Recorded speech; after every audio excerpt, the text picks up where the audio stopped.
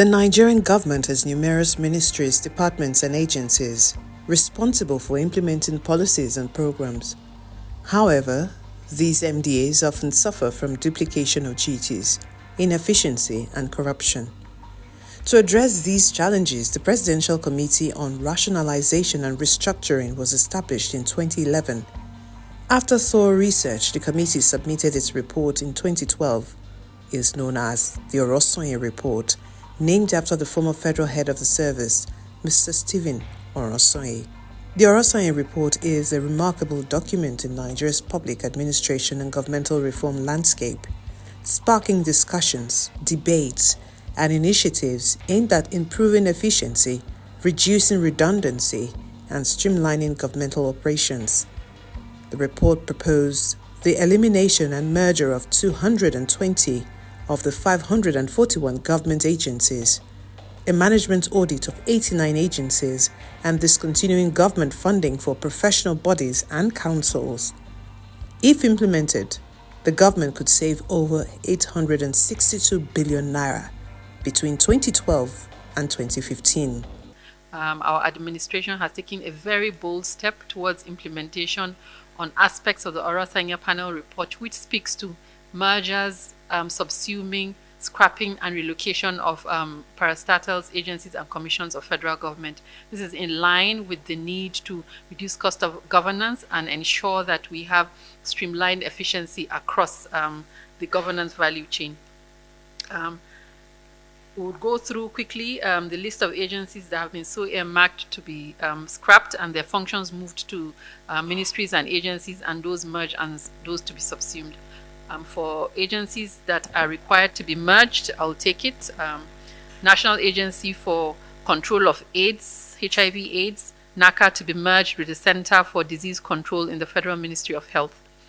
National Emergency Management Agency to be merged with the National Commission for Refugee Migration and Internally Displaced Persons. The Directorate of Technical Cooperation in Africa to be merged with the Directorate of Technical Aid and to function as a department in the Ministry of Foreign Affairs. Infrastructure Concession and Regulatory Commission to be merged with Bureau for Public Enterprises. Nigerian Investment Promotion Commission to be merged with Nigerian Export Promotion Council. Despite its potential to bring about much-needed civil service reform and reduce the cost of governance, successive administrations have failed to implement the report. The Bola Tinubu-led administration has also defied the Oronsaye Report, despite announcing its implementation on February 26, 2024.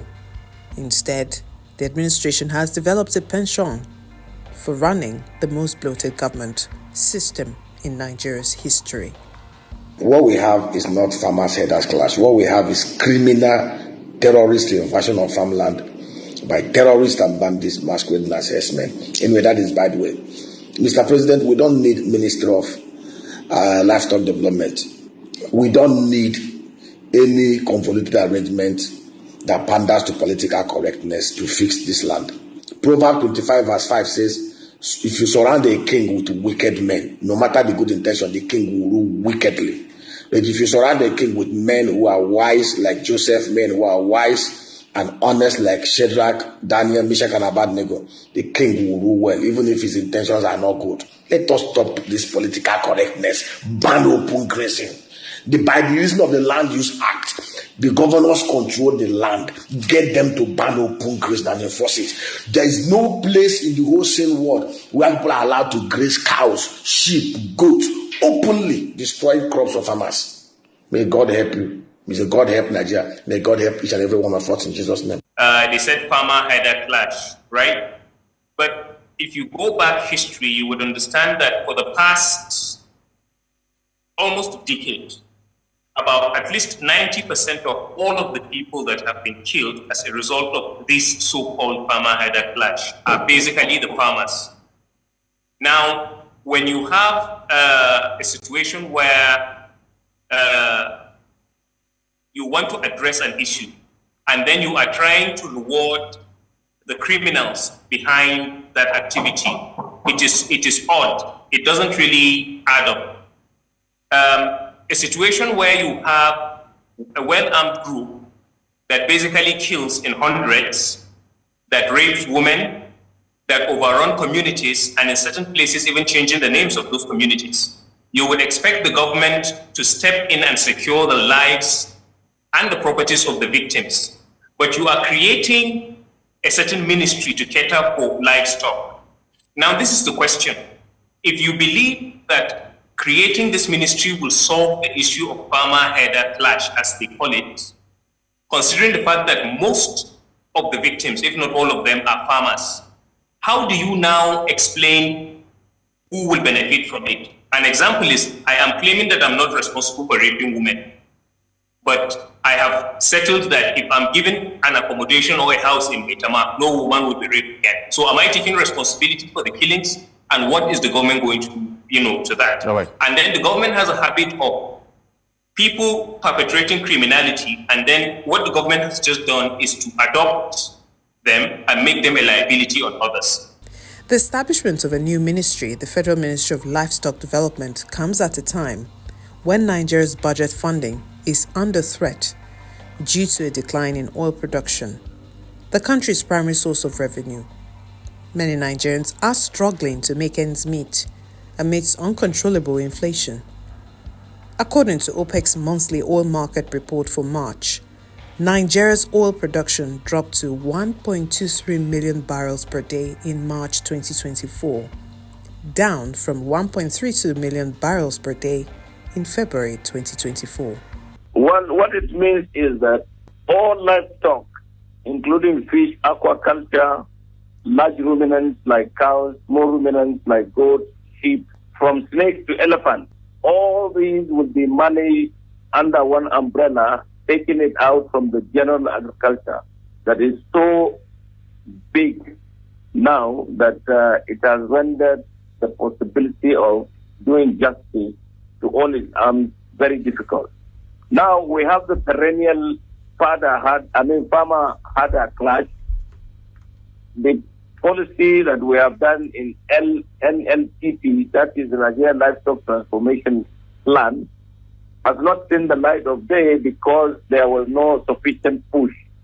Now, in its part of what it has to do is to semi-sedentarize the herders and get them to add value to their merchandise such that they will reduce pastoralism, which causes a lot of trouble amongst themselves, the farmers, and other Nigerians. Because in moving about from Timbuktu to probably some parts of Ogbomoshong, they go into farmland that have plantations and devastate them. There are skirmishes along the line, and criminal elements have entered into it. Now there is banditry, there is kidnapping and all that. If care is paid, attention is paid very well in managing this, it will just be like what happens in other climes. There is pastoralism in Europe, but there are no struggles like we have in Nigeria. If you go to rural England, for instance, you will see animals eating lush green, especially along from Paddington to Manchester and even beyond by rail. Left and right, you see animals grazing in lush green and with cottage houses there. Those do not stray into other people's homes. They are there, they feed there, and the animals are well nourished. They produce good milk, and the farmers have money. Otherwise, here in Nigeria, with the herders, you see, they look wretched, their animals look malnourished, and they hardly know how to add value to any of those things. And so some political watchers have argued that President Tinubu's move to establish a Ministry of Livestock Development is an attempt to secure political support from northern Nigeria ahead of the 2027 election, following the persistent requests by the Miyetti Allah Cattle Breeders Association of Nigeria to have a dedicated ministry to oversee livestock development. For us in the practicing sector, the livestock industry, I'm talking from the private sector perspective, having this will really open up the economy for all the players, all the sector stakeholders. And when you look at it for many years, agriculture in Nigeria is crop biased, meaning everything is about crops. So less emphasis is made on livestock. And there have been a lot of interventions, a lot of programs trying to develop the livestock sector, which since 2020 to date, so many things have been happening. So for us, having a ministry dedicated, focused on livestock development is a plus to this administration.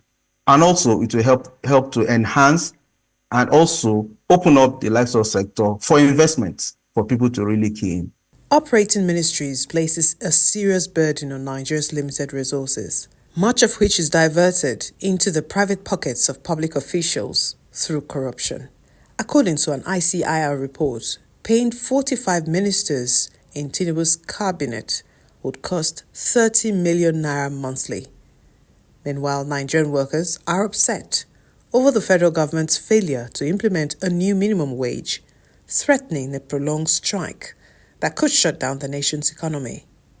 This situation highlights the need for prudent resource management and prioritization of the country's welfare over political interest. To pastoralism, it doesn't have any bearing whatsoever with rearing kettles.